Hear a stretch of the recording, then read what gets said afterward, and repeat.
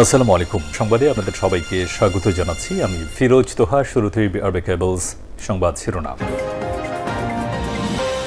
বাংলাদেশের সর্বশেষ গুরুত্বপূর্ণ আপডেট সংবাদে আপনাকে স্বাগত। শুরুতেই সংবাদ শিরোনাম, পরে বিস্তারিত।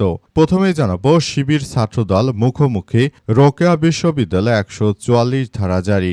বেগম রোকেয়া বিশ্ববিদ্যালয় বেরবি ক্যাম্পাসে শান্তি শৃঙ্খলা বজায় রাখতে ১৪৪ ধারা জারি করা হয়েছে। বিশ্ববিদ্যালয়ের প্রক্টর প্রফেসর ড মোহাম্মদ ফেরদৌস রহমান বলেছেন যে ছাত্রদল ও ছাত্র শিবিরের একই সময় বিক্ষোভ ও সমাবেশ কর্মসূচি দেওয়ায় আমরা বিশ্ববিদ্যালয় পরিবেশকে শান্ত ও স্থিতিশীল রাখার জন্য ১৪৪ ধারা সিদ্ধান্ত নিয়েছি। এরপর জানাবো, গ্যাস সংকট কাটাতে দুর্নীতি কমিয়ে উৎপাদন বাড়ান, সরকারকে গোলাম পরোয়ার।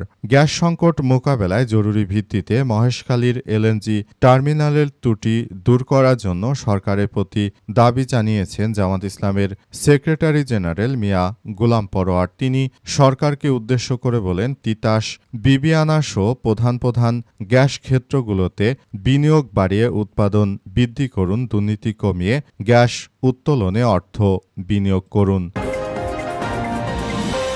এদিকে বগুড়ায় সাবেক সেনা সদস্যকে পিটিয়ে হত্যার অভিযোগ। বগুড়ার সারিয়াকান্দিতে জমি নিয়ে বিরোধের জেরে মোসলেম উদ্দিন প্রামাণিক ৬২ নামের এক সাবেক সেনা সদস্যকে পিটিয়ে হত্যার অভিযোগ উঠেছে। আজ রাতে উপজেলার কাজলা ইউনিয়নে এমন ঘটনা ঘটে। নিহত মোসলেম উদ্দিন উপজেলার কাজলা ইউনিয়নের পাকুড়িয়াচর গ্রামের মৃত আব্দুল মান্নান প্রামাণিকের ছেলে। এবারে জানাবো, বিরোধী দলীয় নেতা বললেন, জুলাইকে ভুলিয়ে দেওয়ার জন্য কিছু হলে তছনছ করে দেয়া হবে। জাতীয় সংসদের বিরোধী দলীয় নেতা ও জামাত ইসলামের আমির ডাক্তার শফিকুর রহমান জানিয়েছেন যে জুলাইকে ভুলিয়ে দেওয়ার মতো কিছু হলে দেশবাসীকে সঙ্গে নিয়ে তা তছনছ করে দেয়া হবে। জীবন তো একটাই, সেই জীবন জাতির জন্য উৎসর্গ হোক। এই ইস্যুতে বৃদ্ধ আর যুবক আমরা সবাই এক হয়ে যাব। এবং সর্বশেষ জানাবো, ঢাকার সঙ্গে উত্তর অঞ্চলে রেল যোগাযোগ বন্ধ। সিরাজগঞ্জে সিল্ক সিটি এক্সপ্রেস লাইনচ্যুত। সিরাজগঞ্জ সদর উপজেলার শহীদ এম মনসুর আলী স্টেশন এলাকায় সিল্ক সিটি ট্রেনের বগি লাইনচ্যুত হয়েছে। এতে রাজধানী ঢাকার সঙ্গে উত্তর অঞ্চলের রেল যোগাযোগ সম্পূর্ণ বন্ধ হয়ে গেছে। ফায়ার সার্ভিসের সদস্য ও রেলের লোকজন উদ্ধার কাজ শুরু করে দিয়েছে। ঈশ্বরদী থেকে রিলিফ ট্রেন ঘটনাস্থলের উদ্দেশ্যে রওনা হয়েছে। প্রিয় দর্শক, এতক্ষণ শুনছিলেন সংবাদ শিরোনাম, এবারে বিস্তারিত। তবে তার আগে বন্ধুরা, অনুরোধ থাকবে এই সংবাদটিতে একটি লাইক দিন। এই চ্যানেলে আপনি নতুন হয়ে থাকলে আমাদের সংবাদটি দেখতে দেখতে চ্যানেলটি সাবস্ক্রাইব করে রাখুন। কমেন্ট করে বন্ধুরা আপনার মূল্যবান মতামত জানিয়ে দিন আপনি বিশ্বের কোন দেশ থেকে বা বাংলাদেশের কোন স্থান থেকে আমাদের সংবাদটি দেখছেন এবং শুনছেন। আর বন্ধুরা, সংবাদটি আপনার সোশ্যাল মিডিয়া ফেসবুকে শেয়ার করে বন্ধুদেরও দেখার সুযোগ করে দিন। গাজা যুদ্ধে আপনি যদি নিরীহ ফিলিস্তিনিদের ভালোবেসে থাকেন বন্ধুরা, কমেন্টে ইয়েস লিখে পুরো বিশ্ববাসীকে জানিয়ে দিন। এবারে বিস্তারিত। শিবির ছাত্রদল মুখোমুখি, রোকেয়া বিশ্ববিদ্যালয়ে ১৪৪ ধারা জারি। বেগম রোকেয়া বিশ্ববিদ্যালয় বা বেরবি ক্যাম্পাসে শান্তি শৃঙ্খলা বজায় রাখতে ১৪৪ ধারা জারি করা হয়েছে। বিশ্ববিদ্যালয় প্রক্টর প্রফেসর ড মোহাম্মদ ফেরদৌসুর রহমান বলেন, ছাত্রদল ও ছাত্র শিবির একই সময় বিক্ষোভ মিছিল ও সমাবেশের কর্মসূচি দেয় আমরা বিশ্ববিদ্যালয় পরিবেশকে শান্ত ও স্থিতিশীল রাখার জন্য ১৪৪ ধারা জারির সিদ্ধান্ত নিয়েছি।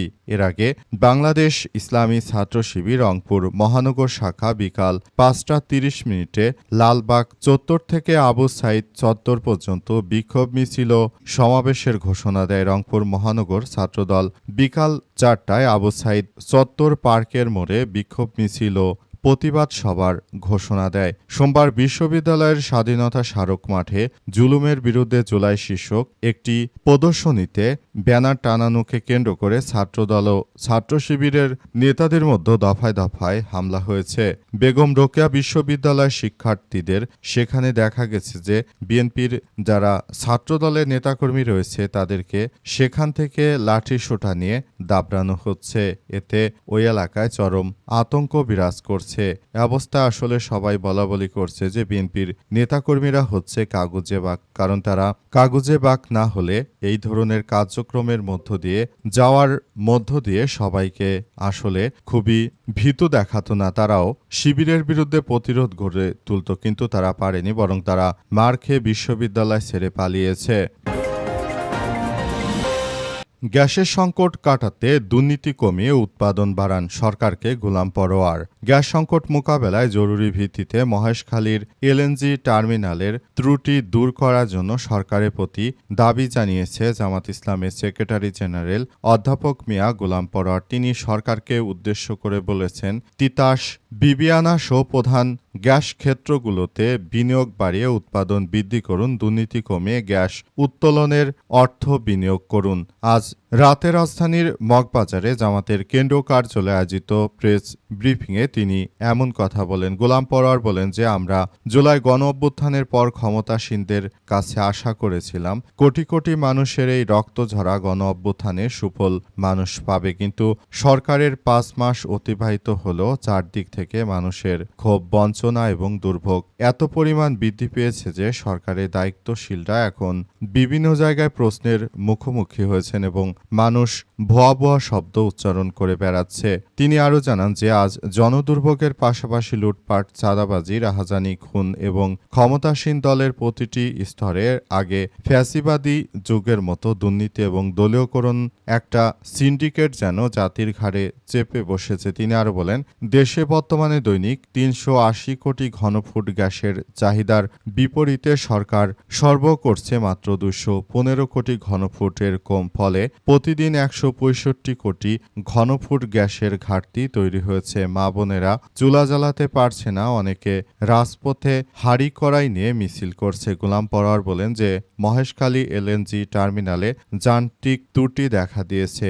আমদানিকৃত গ্যাসের উপর অতিরিক্ত নির্ভরতার কারণে এই সংকট ঘনীভূত হচ্ছে। নতুন তেল গ্যাস অনুসন্ধান বা উৎপাদনে সরকারের কোনো বিনিয়োগ বা পরিকল্পনা আমরা দেখতে পাচ্ছি না বলে জানানো হয়েছে।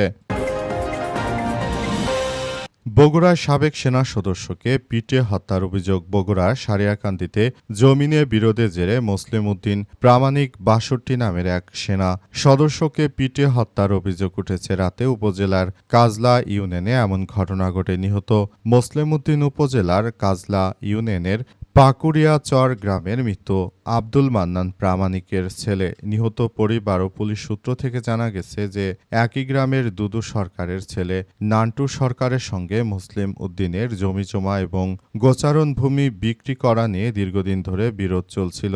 রাত ৮টার দিকে পাকুড়িয়া বাজার থেকে চা খেয়ে বাড়ি ফিরছিলেন তিনি। পথে নান্টু সরকারের নেতৃত্বে কয়েকজন তার পথ রোধ করে দেশীয় অস্ত্র দিয়ে হামলা চালায়। হামলায় লোহা রডের আঘাতে তিনি গুরুতর আহত হন। এ সময় স্থানীয়রা তাকে উদ্ধার করে প্রথমে সারিয়াকান্দি উপজেলা স্বাস্থ্য কমপ্লেক্সে নিয়ে যায়। অবস্থার অবনতি হলে তাকে বগুড়া শহীদ জিয়াউর রহমান মেডিকেল কলেজ হাসপাতালে ভর্তি করা হয়। সেখানে চিকিৎসাধীন অবস্থায় আজ ৮টার দিকে তিনি মারা যান। নিহতের ভাই বিষয়টি নিশ্চিত করেছেন। তিনি বলেন যে আমার ভাই কাজলা ইউনিয়ন পরিষদের সদস্য শাহজান আলী জানান যে তার ভাই মুসলিম খুব শান্ত স্বভাবের মানুষ এবং তিনি কারো সঙ্গে মারামারি বা কোনো ধরনের সমস্যার সৃষ্টি হয় এমন কোনো কাজের দিকে তিনি কখনোই যেতেন না। আসলে এ কারণে আর এই ধরনের ঘটনাগুলো যে ঘটছে সেটা আসলে সবার জন্য এক ভয়াবহ বিপর্যয়কর পরিস্থিতির সৃষ্টি করেছে। তাই এই বিষয়গুলো নিয়ে সবাইকে আরও বেশি সজাগ ও সচেতন থাকার জন্য উদাত্ত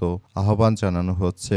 এছাড়াও বলা হয়েছে যাতে করে এমন ঘটনা আর না ঘটে সেই বিষয়গুলো খুব যত্ন ও সতর্কতার সহিত কার্যক্রম চালিয়ে যাওয়ার প্রতি উদাত্ত আহ্বান জানানো হচ্ছে। এছাড়াও বলা হয়েছে যে যাতে করে ভবিষ্যতে আর এমন ধরনের কোনো ঘটনা আর না ঘটে সেই ব্যাপারগুলো নিয়ে সবাইকে খুব সতর্কতার সহিত কার্যক্রম চালিয়ে যেতে হবে, এমন কথাই আসলে বলা হচ্ছে। জুলাইকে ভুলিয়ে দেওয়ার মতো কিছু হলে তছনছ করে দেব বললেন জামাতের আমির। বাংলাদেশ জামাত ইসলামের আমির ডাক্তার শফিকুর রহমান জানিয়েছেন যে জুলাইকে ভুলিয়ে দেওয়ার মতো বিভিন্ন চক্রান্ত করছে বিএনপি, কিন্তু তাদের এসব চক্রান্ত করে কোনো লাভ হবে না। দেশের জনগণ জুলাই বিপ্লবকে তারা খুবই গুরুত্ব সহকারে দেখে এবং জুলাই বিপ্লব নিয়ে কারো কোনো ধরনের তামাশা মেনে নেওয়া হবে না বলে উল্লেখ করেছেন তিনি। জামাতের আমির জানান যে দেশটাকে তারা একদম ছারখার করে দিচ্ছে, দেশের প্রতিটি সেক্টর ধ্বংসস্তূপে পরিণত করছে বিএনপি। তারা ক্ষমতা আসার পরই দেশজুড়ে এই অনাকাঙ্ক্ষিত ঘটনাগুলো ঘটাচ্ছে, যে অনাকাঙ্ক্ষিত ঘটনাগুলো আমাদের সবার জন্য এক ভয়াবহ বিপর্যয়কর পরিস্থিতি সৃষ্টি করছে। এখান থেকে সবাইকে বেরিয়ে এসে তারপর ভবিষ্যতের একটি সমৃদ্ধির রাষ্ট্র কাঠামোর দিকে এগিয়ে যেতে হবে। যদি জুলাই বিপ্লব নিয়ে কোনো ধরনের তামাশা করা হয় সেটি আমরা কখনোই মেনে নেব না বলে জানিয়েছেন বাংলাদেশ জামাত ইসলামের নেতা। তিনি আরও জানিয়েছেন যে দেশটাকে সুন্দরভাবে গড়ে তোলার মধ্য দিয়ে সবাইকে এগিয়ে যেতে হবে। পুরো বাংলাদেশটাকে আমরা সুষ্ঠু ও সমৃদ্ধির একটি রাষ্ট্র কাঠামোর দিকে এগিয়ে নিতে চাই। তাই সবাইকে আরও বেশি সতর্কতার সহিত কার্যক্রম চালিয়ে যেতে হবে।